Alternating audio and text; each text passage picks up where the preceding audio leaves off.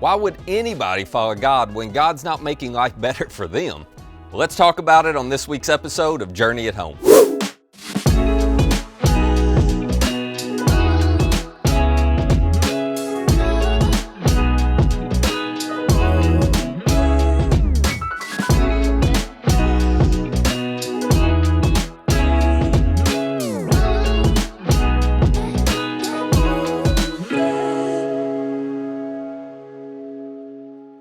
Here is a question that nobody wants to say out loud, but everybody who follows Jesus, we've all asked it at some point. Isn't it hard to be faithful to God when it feels like God's not being faithful to you? I mean, you're trying your best to love God and live a good life, and then your life gets turned upside down, and you feel like God's asking you to do something hard, whether it's make the first move to reconcile a relationship, or change jobs, or move to a new city, or maybe give more money than you're comfortable giving, or start a business, or help somebody in need. And you take that step to do what He wants you to do, and then everything seems to fall apart. Nothing works out the way you expected. It's just hard to be faithful to God when it doesn't feel like God's being faithful to you.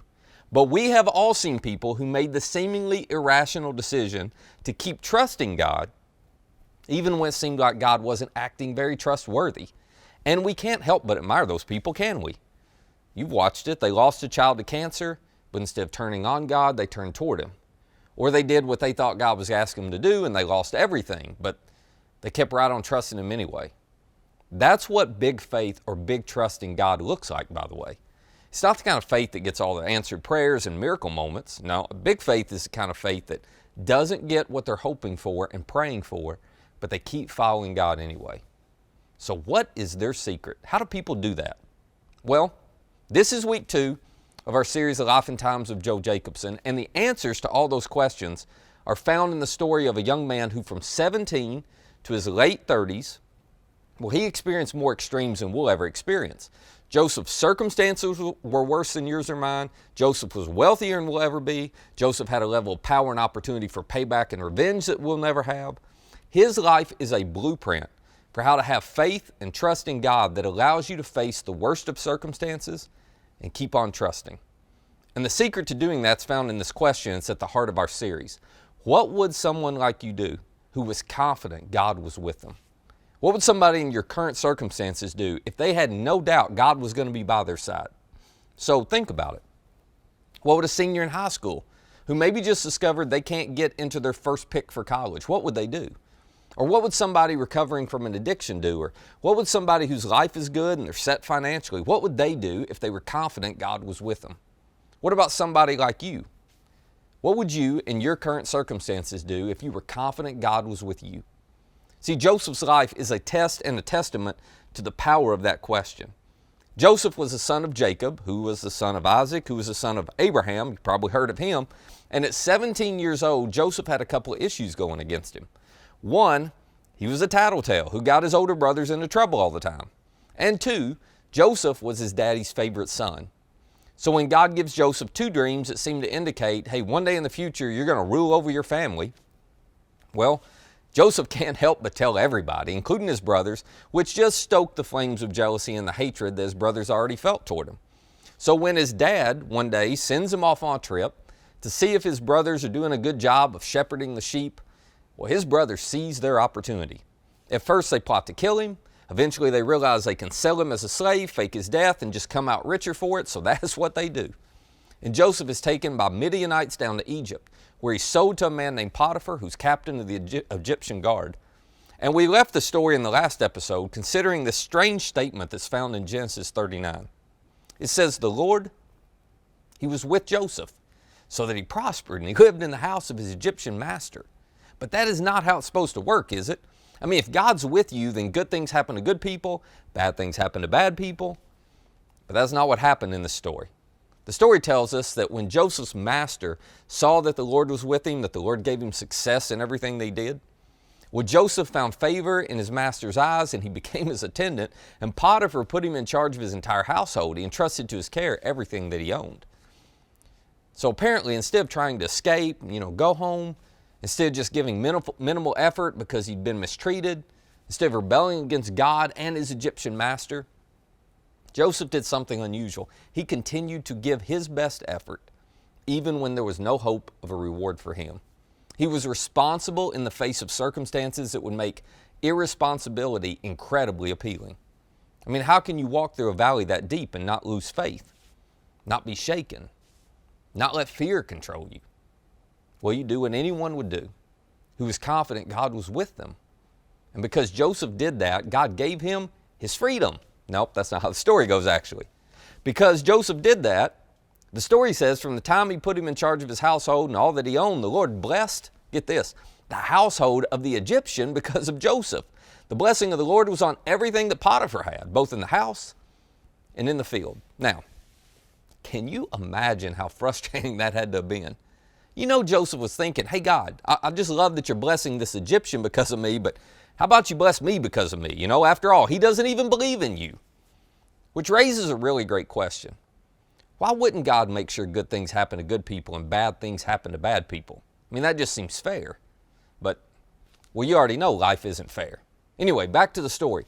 So Potiphar, the story tells us, left everything that he had in Joseph's care. And when Joseph in charge, he didn't concern himself with anything except the food that he ate. And just when it seems maybe Joseph's life's going to be a little bit better, I mean, he's still a slave, but maybe he's at least going to have a few privileges in the house. Well, then this happens. The story tells us, now Joseph was well-built and handsome. I'm sure all you guys can relate. And after a while, his master's wife took notice of Joseph, and said, come to bed with me. Now, can we just be realistic for a minute? Here is a young 20-something guy at this point who's been mistreated, he's been abandoned, he suffers every time he does what's right, and he's going to get in trouble whether he sleeps with this woman or not. So why not? It is a no-win situation. Why not give in? Why not grab a moment of pleasure when you can? But Joseph's response is extraordinary, especially considering how little he actually knew about God and God's plan for his future. Joseph refused, and he said, with me in charge, he told her, my master doesn't concern himself with anything in the house. Everything he owns, he's entrusted in my care. No one's greater in this house than I am. My master has withheld nothing from me, well, except you, because you are his wife. And then Joseph says, how could I do such a wicked thing and sin against God? And the story tells us that even though she spoke to Joseph day after day, he'd refused to go to bed with her or even be with her. Now, if we could be honest for a minute, it is really hard to remain faithful to God when God doesn't appear to be faithful to us. It's hard to keep following when you're praying, God's not answering. It's hard to keep trusting when every time I do the right thing, things get worse for me. But somehow Joseph understood that we can either choose to make decisions based on our limited interpretation of our circumstances, or we can trust that God promises to be with us, and his promises are true. And we can do what anyone would do who's confident God was with them. So you would think, well, surely God's going to reward Joseph now, right? Nope. One day, Potiphar's wife goes after Joseph when nobody's around. So he runs out of the house. Makes her so angry, she accuses him of rape. And as soon as Potiphar hears, he's furious. He has Joseph thrown into the king's prison. So Joseph does the right thing again, and he's punished as if he did the wrong thing. And then the writer gives us this punchline again. He says, but while Joseph was there in the prison, the Lord was with him. I'm going to be honest. If I'm Joseph, I'm going, God, how about you just not be with me anymore? You know, go be with somebody else for a while, because since you've been with me, I've been kidnapped, been sold into slavery by my brothers, I've been falsely accused of rape, and now I've been thrown into prison. So stop being with me. Matter of fact, I've got an idea. How about you go be with my brothers? You know, let them get a little bit of this Lord's with me treatment, you know. But the thing is, God was up to something Joseph couldn't yet see.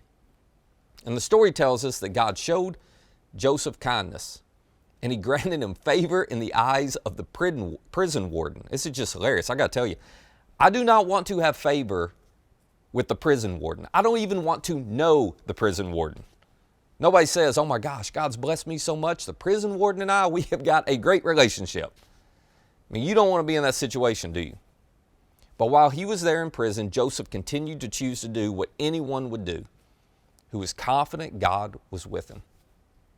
And the story tells us that the warden noticed. So the warden put Joseph in charge of all those held in the prison, and he was made responsible for all that was done there. And the warden paid no attention to anything under Joseph's care because the Lord was with Joseph and gave him success in whatever he did. To which I'm sure Joseph thought, but I do not want to be successful as a prison worker any more than I want to be successful as a slave. Now, eventually, the story's going to take a turn for the better. And we'll talk about that in the next episode. But come on, can we be honest for a moment? If you were Joseph in this story, would you have bailed on God a long time ago? I think we'd have all been staring at the ceiling in our prison cell going, God, do you even care what's happening to me? Are you paying attention? How do I get out of this? And why do you keep blessing the people who own me, but you won't bless me? But somehow, some way, this now 20-something young man had learned that if you trust God enough to do what anyone would do who was confident God was with him, you'll actually find God in the middle of your circumstances. So let me ask you, in whatever circumstance you find yourself today, will you define God by your circumstance, or will you define God by his promises to you? Will you give up, or will you keep believing God is who he says he is and he'll do what he says he'll do? I get it, your dream may be dying and your life may be spiraling, your world may be spinning. But Joseph teaches us an important lesson. When you don't understand why, just submit and apply. When you can't figure out what God is doing, why he's letting things happen, when there's confusion and frustration all around your life, would you just submit and apply? Would you just trust God and do the next right thing? Would you just trust God and do the next right thing in your marriage or at your job or in your fraternity and sorority or with your boyfriend or girlfriend? Or as you face that temptation to take a shortcut? Would you do that this week? Would you do it tomorrow as you have that conversation, or you have to go home to your family and face that tough decision? Just ask yourself the question, okay, what is someone in this kind of marriage, or with a son or daughter like mine, or in my financial situation, my job situation, what is someone who's watching their dream die? What does someone like me do if they are absolutely confident God is with them? And I'll tell you what they do. Even when they don't understand why, they submit and they apply. Because that's how you see God is active in places where you think he's absent. You keep trusting him. You do the next right thing. And if a 20-something Jewish guy with limited knowledge about his God can do it, so can you. And we'll pick the story up right there in next week's episode.